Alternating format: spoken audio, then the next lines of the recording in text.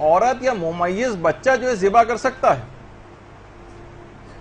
خواتین تو عام طور پر بہت گھبراتی ہیں جانوروں کو دیکھ کے. ابھی کچھ ایسی تصویریں بھی آنے والی ہیں جس میں آپ کو صبر و برداشت کا آپ کو امتحان ہوگا.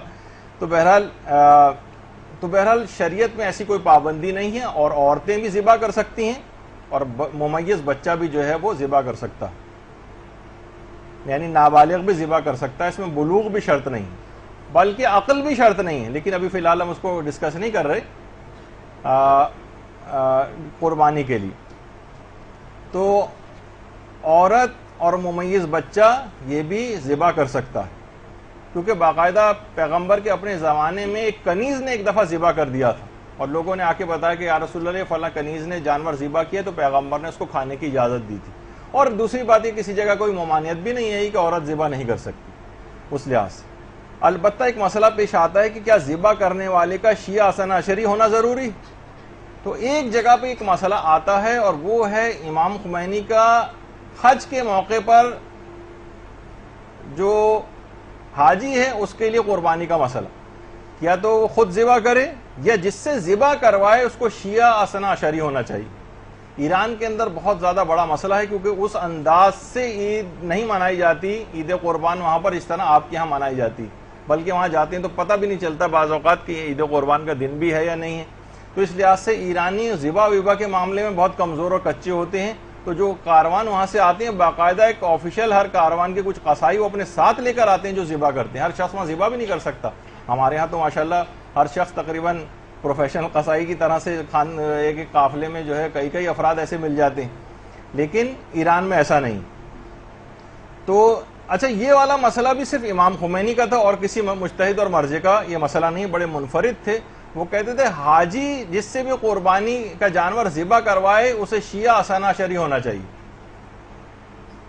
تو بڑا مسئلہ ہوتا تھا کہ غیر شیعہ ذبح نہیں کر سکتا. اچھا, اس میں بھی ایک مسئلہ یہ کہ یہ فقط امام خمینی کا حج کی قربانی کا مسئلہ ہے, یعنی اس کے علاوہ جو غیر حاجی قربانی کر رہے ہیں اس میں امام خمینی کا یہ مسئلہ نہیں تھا, اور وہ کہتے تھے کوئی بھی مسلمان ذبح کر سکتا ہے, یہ فقط اور فقط حج کی قربانی کا مسئلہ ہے. تو یہ فی الحال شیعہ اثنا عشری ہونا یہ اس میں تمام مراجع کا اتفاق ہے. وہ صرف حج کی قربانی میں امام خمینی کی ایکسیپشن تھی, باقی اس کے علاوہ جب بھی کبھی ذبح کی بات آئے تو کوئی بھی مسلمان ذبح کر سکتا ہے, اس میں کوئی حرج نہیں. اور بہت سے تو اتنے ایکسپرٹ ہیں, جیسے ہمارے قبلہ و کعبہ مولانا محترم غلام علی وزیری صاحب, یہ خود اب تو ماشاءاللہ حج پر تشریف لے گئے. مولانا اپنے ہاتھ سے 150 200 بکرے جو ہے وہ حاجیوں کی طرف سے خود ذبح کرتے ہیں.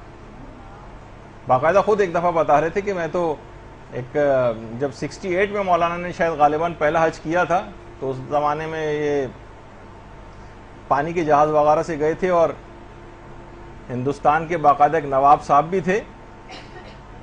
تو مولانا نے جب اتنی صفائی کے ساتھ 150 200 وہاں پر جانور ذبح کیے تو وہ خود نواب صاحب بھی حیران رہ گئے. تو مولانا نے اسے کہا کہ اصل مسئلہ یہ ہے کہ میں عالم دین بننے سے پہلے قصائی ہوا کرتا تھا, ذرا مذاق ان سے بات کہی.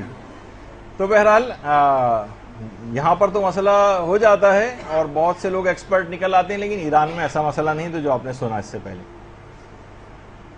اچھا, اس میں جیسے میں نے اس سے پہلے کہا کہ دوسری جگہ پہ بھی قربانی کروائی جا سکتی ہے, ہم کہیں اور ہوں قربانی کسی اور جگہ ہو, آدمی امریکہ میں ہو اور قربانی مثلا پاکستان میں کروا رہا ہوں, اس کی بالکل اجازت ہے, اور خود اس کا جو قربانی کروا رہا ہے اس کا وہاں جانور کے سر پہ کھڑا ہونا بھی ضروری نہیں, یا ہاتھ لگوانا وہ بھی ضروری نہیں کہ صرف ہم نے قصائی کے ہاتھ پہ ہاتھ رکھ دیا اور ذبح وہ کر رہا ہے ہم نے صرف ہاتھ لگوا دیا, تو اس کی بھی کوئی خاص, یا تو خود پورا ذبح کریں وہ ایک الگ چیز ہے, ورنہ یہ ہاتھ لگوانا یا جانور کو اس سے پہلے دھلوانا اس کی بھی کوئی اہمیت اس لحاظ سے شرعی طور پر نہیں.